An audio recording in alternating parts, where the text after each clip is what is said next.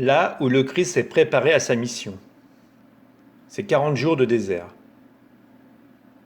Jésus dit, ce séjour, il dura 40 jours.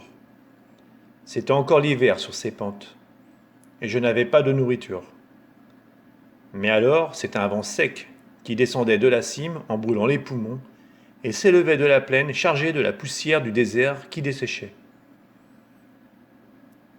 J'avais pour serviteurs les onagres qui, la nuit, venaient dormir dans leur tanière. Dans celle-ci, où moi aussi je m'étais réfugié.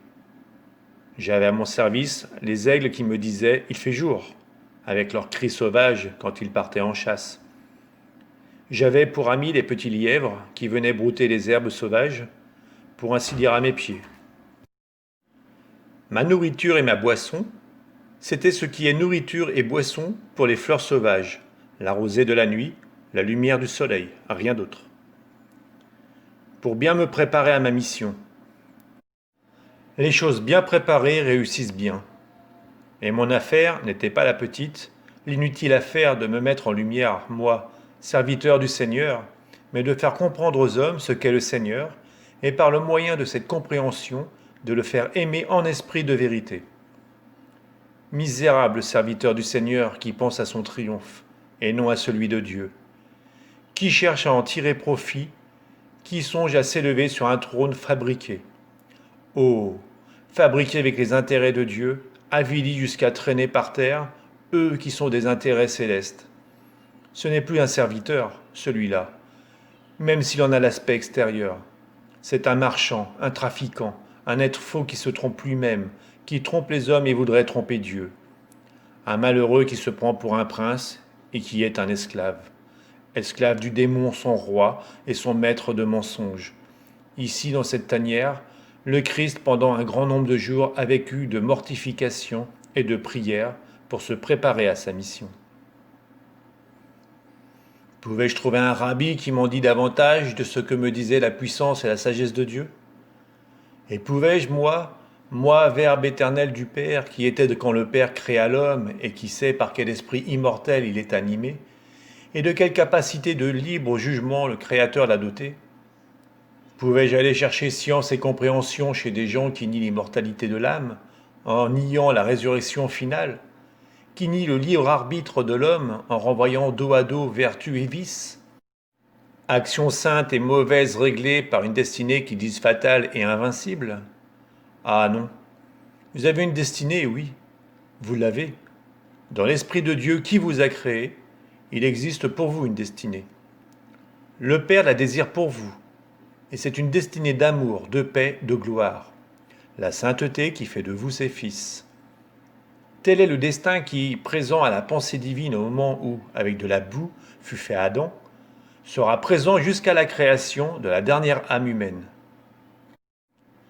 Mais le Père ne vous fait pas violence dans votre condition de roi.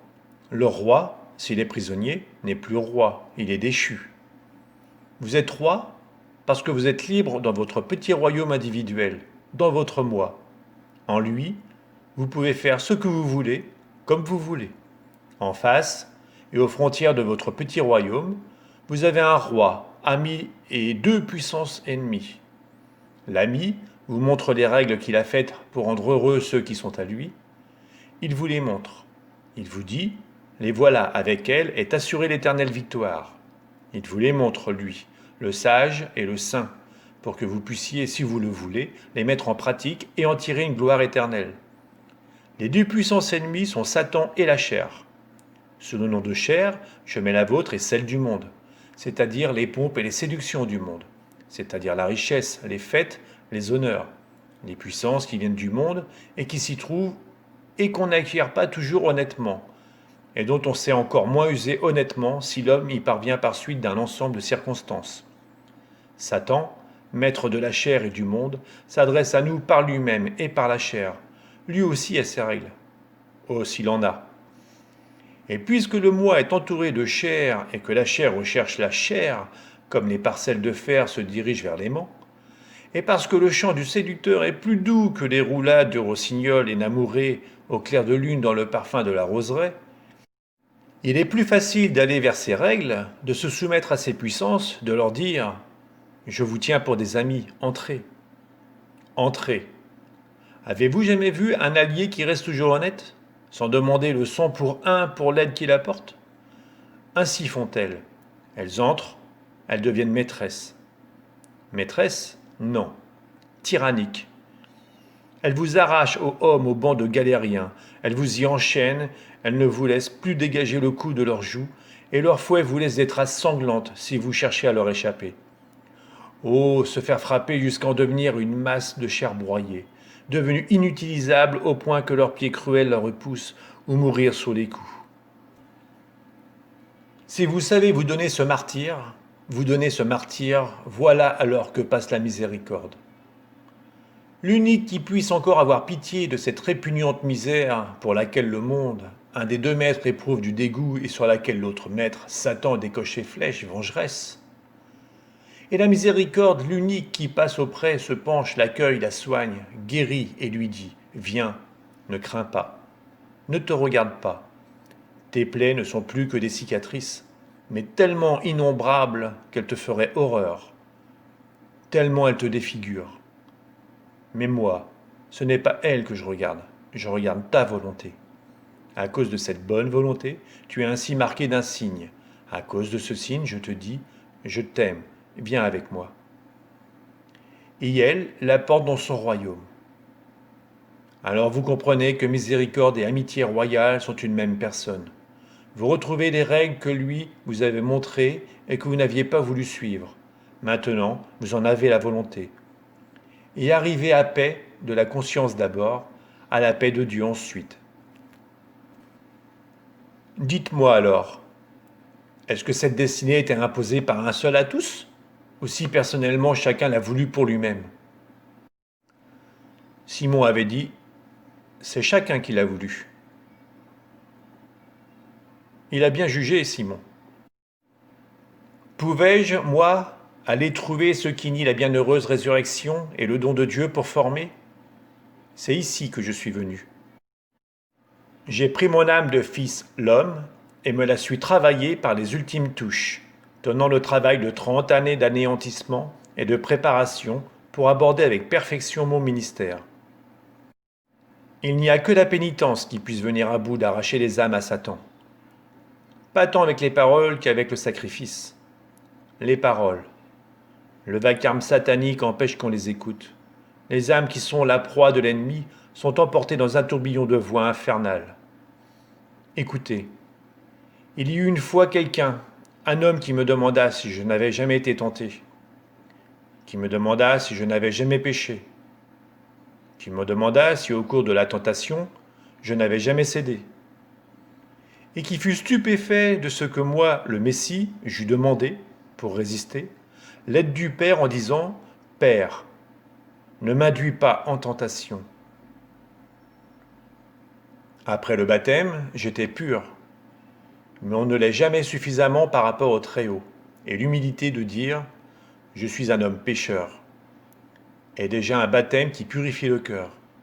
Après le baptême, je suis venu ici, j'avais été appelé l'agneau de Dieu, par celui qui, saint et prophète, voyait la vérité, et voyait l'Esprit descendre sur le Verbe, et le faire loin par son crème d'amour, pendant que la voix du Père remplissait les cieux du son de ses paroles en disant « Voici mon Fils bien-aimé, en qui je me suis complu. » Jean était présent quand le Baptiste a répété les paroles.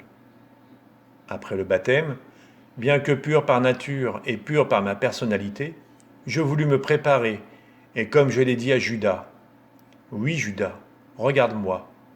Mon œil te dit ce qu'encore tait ma bouche.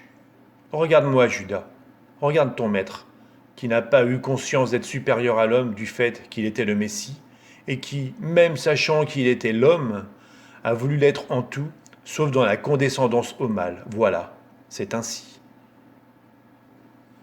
Pour se préparer à être maître, il faut avoir été écolier. Moi, je savais tout comme Dieu. Mon intelligence pouvait aussi me faire comprendre les luttes de l'homme par mon intelligence et intellectuellement. Mais un jour, quelques pauvres amis à moi, quelques pauvres fils à moi, auraient pu dire et me dire « Tu ne sais pas ce que c'est que d'être un homme et d'avoir sentiments et passions. Ça aurait été un reproche juste. Je suis venu ici même, là, sur ce mont, pour me préparer, non seulement à la mission, mais à la tentation. Voyez-vous, là où vous êtes assis, moi je fus tenté. Par qui? Par un mortel? Non. Trop faible aurait été sa puissance. J'ai été tenté par Satan directement. J'étais épuisé. Depuis 40 jours, je ne mangeais plus. Mais tant que j'avais été perdu dans l'oraison, tout s'était anéanti, dans la joie de parler avec Dieu, plus qu'anéanti, devenu supportable. Je le ressentais comme un amoindrissement matériel qui se bornait à la matière seule. Puis je suis revenu au monde, sur les routes du monde, et j'ai ressenti les besoins de qui vit en ce monde. J'ai eu faim, j'ai eu soif, j'ai senti le froid piquant de la nuit du désert. J'ai senti mon corps brisé par le manque de repas, de couches, et du long chemin accompli dans de telles conditions d'épuisement qu'elles m'empêchaient d'aller plus loin. Oui, de l'homme, j'ai pris la première et la seconde des 3 parties qui constituent l'homme. J'ai pris la matière avec ses exigences et la sensibilité avec ses passions. Si par l'effet de ma volonté j'ai réduit dès avant leur naissance toutes les passions qui ne sont pas bonnes, j'ai laissé croître, puissantes comme des cèdres centenaires, les saintes passions de l'amour filial, de l'amour de la patrie, des amitiés, du travail, de tout ce qui est excellent et saint.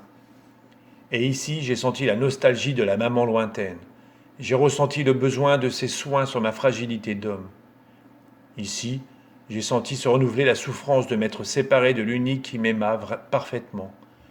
Ici, j'ai ressenti la souffrance qui m'était réservée et la douleur de sa douleur. Pauvre maman, qui n'aura plus de larmes tant elle devra en répandre pour son fils et à cause des hommes. Ici, j'ai ressenti la lassitude du héros et de l'ascète qui, en une heure de prémonition, se rend compte de l'inutilité de son effort. J'ai pleuré, la tristesse. Appel magique pour Satan. Ce n'est pas un péché d'être triste si l'heure est torturante.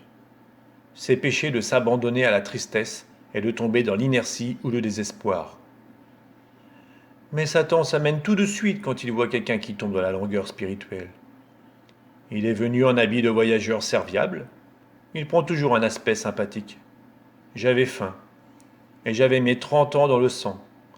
Il m'a offert son aide et il a commencé par me dire « Dis à ces pierres qu'elles deviennent des pains. » Mais avant encore, oui, encore avant, il m'avait parlé de la femme. Oh, il sait en parler, il la connaît à fond. Il a commencé par la corrompre pour s'en faire une alliée dans son œuvre de corruption. Je ne suis pas seulement le Fils de Dieu, je suis Jésus, l'artisan de Nazareth. À cet homme qui me parlait alors, me demandant si je connaissais la tentation, et m'accusait presque d'être injustement heureux parce que je n'avais pas péché. À cet homme, j'ai dit « L'acte s'apaise dans la satisfaction. La tentation, quand on la repousse, ne tombe pas, mais se fait plus forte surtout parce que Satan l'excite. Je repoussai la double tentation de la faim de la femme et de la faim du pain. Et sachez que Satan me proposait la première, il n'avait pas tort, d'après le jugement des hommes, comme la meilleure alliée pour m'imposer dans le monde. La tentation qui n'était pas vaincue par mon « ce n'est pas seulement d'essence que vit l'homme » me parla alors de ma mission. Elle voulait séduire le Messie après avoir tenté l'homme jeune. Elle me poussa à annihiler les indignes ministres du temple par un miracle. Le miracle, flamme du ciel, ne se prête pas à se faire cercle d'osier pour qu'on s'en fasse une couronne. Et l'on ne tente pas Dieu en lui demandant des miracles à des fins humaines. C'est cela que voulait Satan. Le motif présenté était un prétexte. La vérité était « Glorifie-toi d'être le Messie » pour m'amener à l'autre concupiscence, celle de l'orgueil. Pas vaincu par mon « Tu ne tenteras pas le Seigneur ton Dieu », il chercha à me circonvenir par la troisième force de sa nature, l'or. Ô l'or, grande chose que le pain, et plus grande la femme pour qui est affamée de pain ou de jouissance. Très grande chose l'acclamation des foules pour l'homme. Pour ces 3 choses, que de fautes se commettent. Mais l'or, clé qui ouvre, moyen de corruption, c'est l'alpha et l'oméga de 99 actions sur 100 pour les hommes. Pour le pain et la femme, l'homme devient voleur. Pour la puissance, il va jusqu'à l'homicide. Mais pour l'or, il devient idolâtre. Le roi de l'or, Satan, m'a offert son or pour que je l'adore. Je l'ai transpercé avec les paroles éternelles. Tu n'adoreras que le Seigneur ton Dieu. C'est ici que c'est arrivé. Alors sont venus les anges du Seigneur. L'homme avait remporté la triple victoire. L'homme savait ce que voulait dire être homme et il avait vaincu. Il était épuisé. La lutte avait été plus épuisante que le jeûne prolongé. Mais l'esprit dominait. Je crois que les cieux ont tressailli à mon affirmation complète de créature douée de raison. Je crois que de ce moment est venu en moi le pouvoir du miracle. J'avais été Dieu. J'étais devenu l'homme. Maintenant, triomphant de l'animal conjoint à la nature humaine, voici que j'étais l'homme-dieu. Je le suis, et comme Dieu, je puis tout. Et comme l'homme, j'ai l'expérience de tout. Agissez vous aussi comme moi, si vous voulez faire ce que je fais, et faites-le en souvenir de moi. Cet homme s'étonnait que j'eusse demandé l'aide du Père, et que je l'eusse prié de ne pas m'induire en tentation, de ne pas m'abandonner, donc au risque d'une tentation qui dépasserait mes forces. Agissez vous aussi de même en souvenir de moi, et pour vaincre comme moi, et ne doutez jamais, en me voyant fort dans toutes les épreuves de la vie, victorieux dans la bataille des cinq sens, de la sensibilité et du sentiment, sur ma nature de véritable être humain, et en plus d'être divin. Rappelez-vous de tout cela. Trop peu nombreuses sont les âmes qui s'appellent Marie, qui s'appellent Jean.